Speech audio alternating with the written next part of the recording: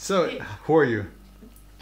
My name is Annette Kim. Show us the haptic shirt. Oh, you're creator of this amazing haptic logo design on a super duper comfy sweatshirt in chilly Berlin. Chilly. Like 45 degrees Fahrenheit.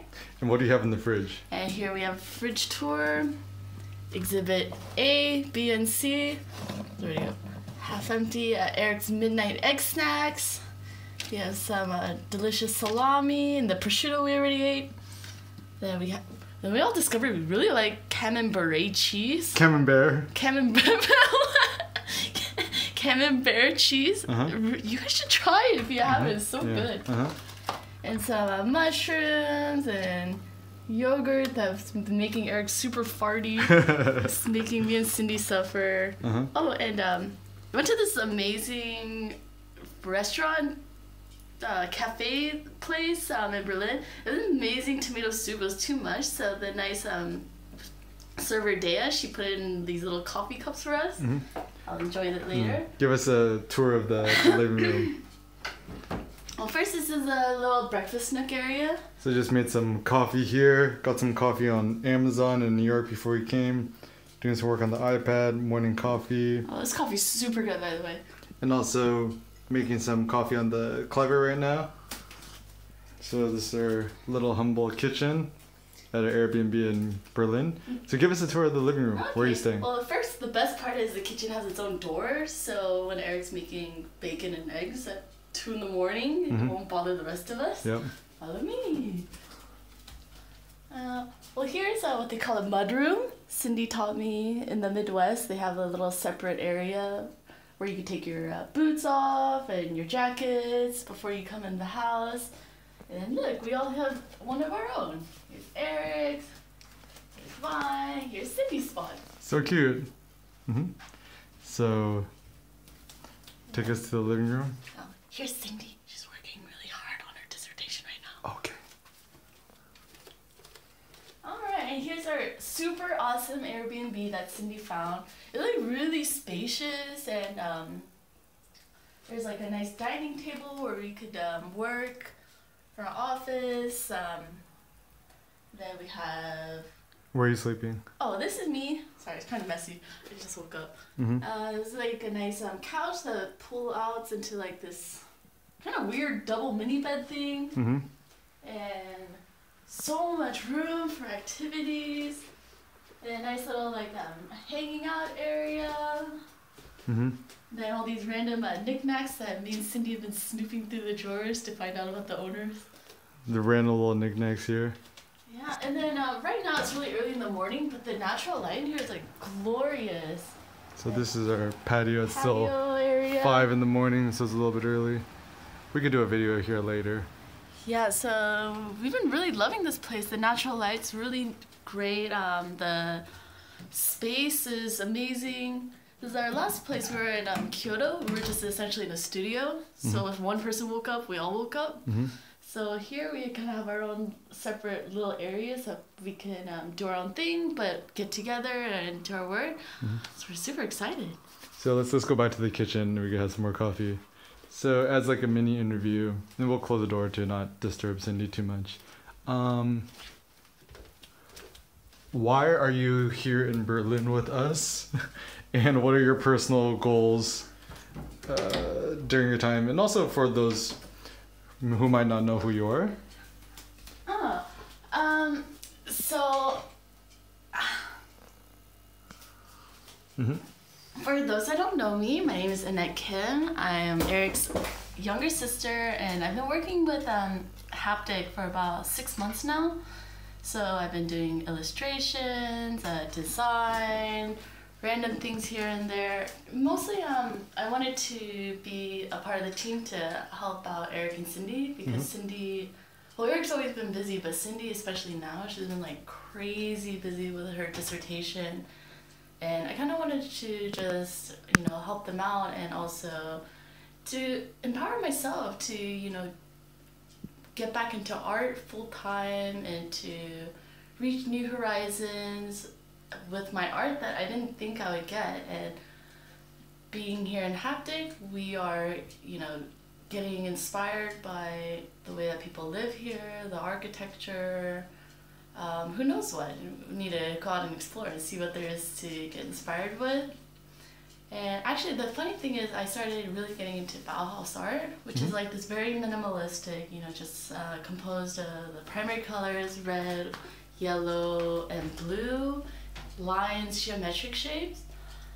And the funny thing is, it came from Germany, the Bauhaus school that was in the 1920s to 30s. So the school was actually like short-lived, but then it influenced artists like Mondrian, whose lines and like the colors of the yellow. Oh, so show us your shirt.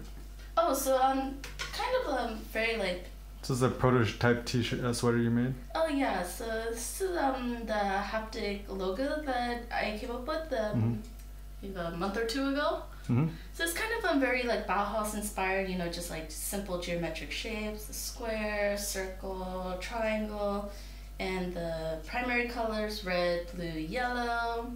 And then, just kind of like composed of all these simple lines and shapes, but still like being very geometrically joined together.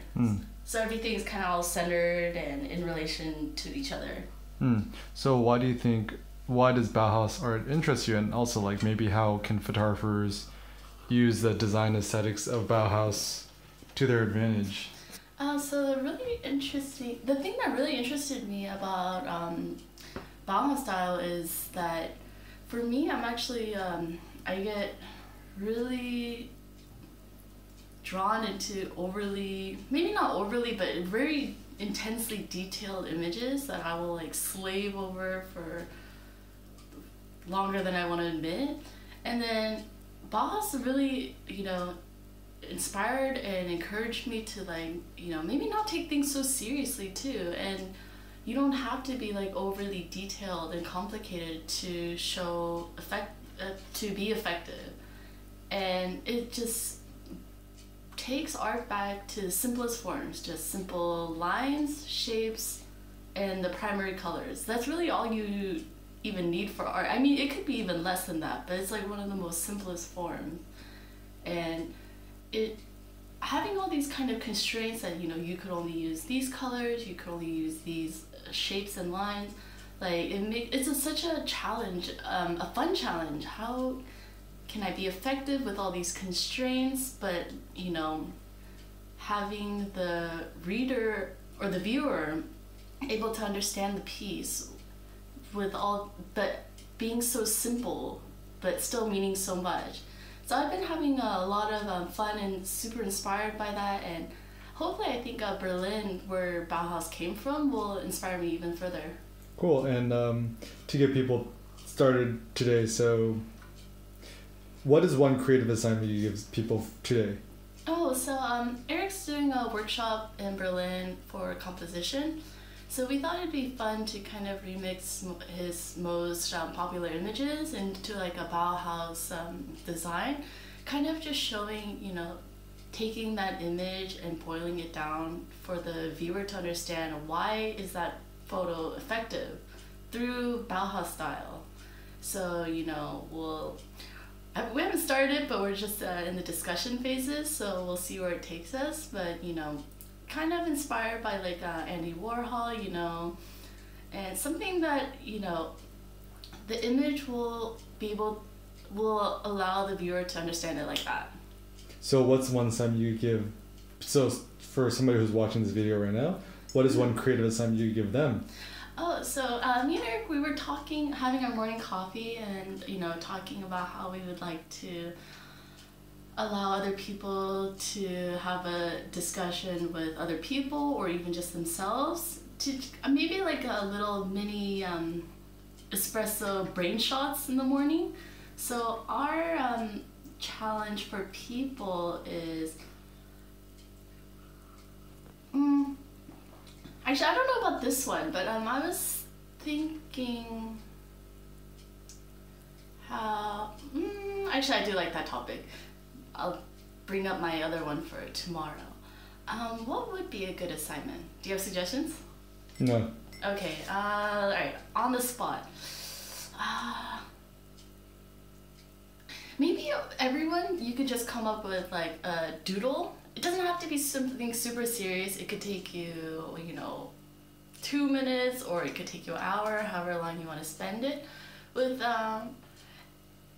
just set up maybe 3 rules for yourself.